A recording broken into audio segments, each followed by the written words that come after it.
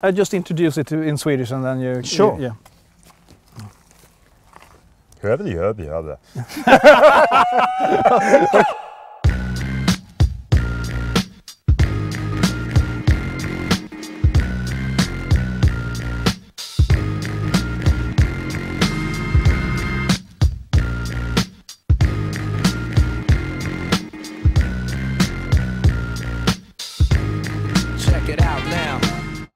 Ja, Sydafrika som vinland är inte bara fantastiskt vad det gäller viner, det är också helt fantastiskt när man tittar på scenerierna som här på Hermanus, den här kuststaden som ligger här nere.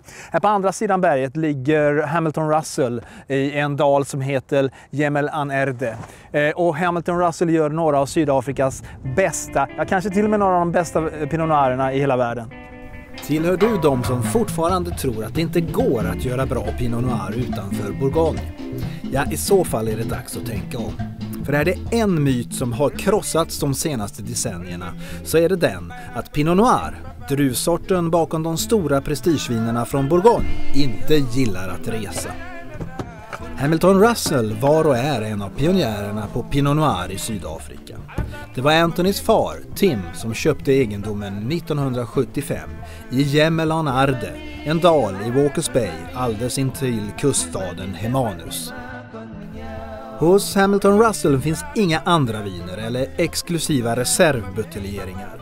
Man gör bara 2 viner, en röd Pinot Noir och en vit Chardonnay. Allt enligt burgundisk förlag. Hamilton Russells odlingar i Jemel Anerde tillhör Sydafrikas sydligaste. Och här befinner man sig verkligen på gränsen för vinodling på södra halvklotet. Inte så att det är för kallt, men det går helt enkelt inte att komma mycket längre söderut. Den genomsnittliga temperaturen för Jemel Anerde under de 4 hetaste månaderna är 25 grader Celsius, vilket kan jämföras med 28 grader i Stellenbosch. Och det är en stor skillnad i vinmakarsammanhang. It's incredible. Yeah. Anthony har jobbat intensivt med egendomens jordmåner eller terroir. Han har identifierat de bästa jordarna och lägena för Pinot Noir och de bästa för Chardonnay. Och vi följer med honom ut i vingården så att han får förklara det här lite närmare. So this is our 3rd crop over here. It's the 3rd year that these vines are produced, and you can see with these very, very hard soils here. I mean, if I try and stick, these are solid. This is hard, very clay-rich soil with about 60% stone in the topsoil. The other thing we have, which contributes partly to this more European tannin structure in our wines, is a very high iron content. If you look at all these little stones that you pick up here, they're colored purple, very dark sort of purple. That's from the high iron content. It's called ferruginized grit. And these would form up to 60% of the topsoil. The topsoil would only be that deep. So this is a reasonably old vine that is tiny with a relatively small canopy. The natural vigor here is much, much lower. And you can see that as a result of that, we run at much, much lower yields. This is about, probably guessing at it, looking at it, it's about 28 to 30 hectolitres a hectare that we're facing here.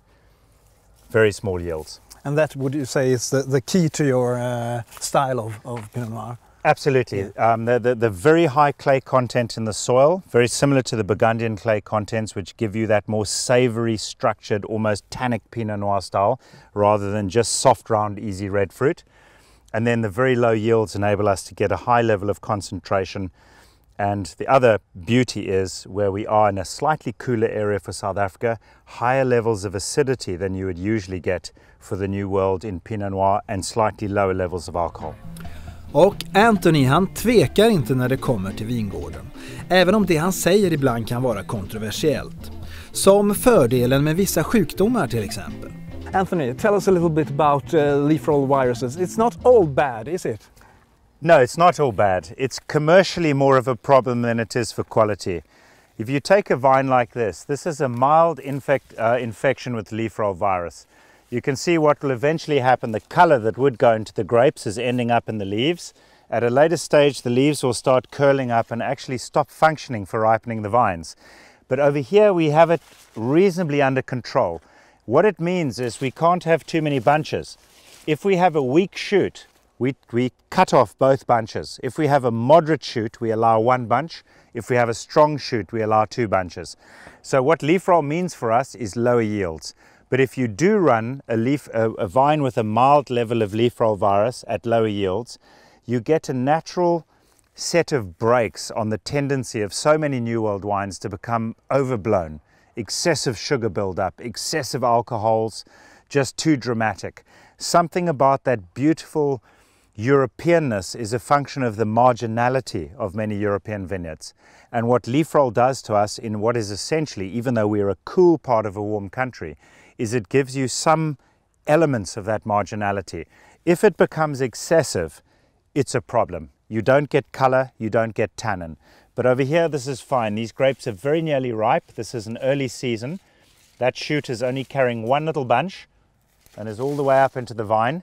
That bunch will ripen beautifully, and as you can see, plenty of color, beautiful small berries, and we'll make fantastic wine out of that, leaf roll or no leaf roll. Trots att Anthony är lite av en veteran och en framgångsrik sådan, så har han egentligen aldrig slagit sig till ro. Nej, han fortsätter att experimentera och jobba vidare med naturlig jäst från vingården.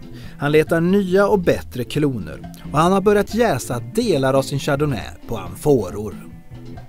The beauty of these is that our older Chardonnay, and you saw some of the vineyards where you have a bunch on this vine, nothing on the next vine, another couple of bunches, we ripen those up to sometimes only 12% alcohol, sometimes even less. If you put wines as fragile as that in a barrel, they get swamped by the wood flavor. And if you put them in an old barrel to avoid that, they often don't smell as fresh and clean. So it's perfect to vinify those in here. And the batch that we took out in 2011 from our 4 amphora was only 11% alcohol, but it was dense, fat, complex, and remarkably fresh on the nose. So what these are, the next 9 that we get, and then 9 again after that, it's a way of handling those old blocks on the farm that have something really beautiful to say in the final blend, but would get swamped with the traditional wood fermentation.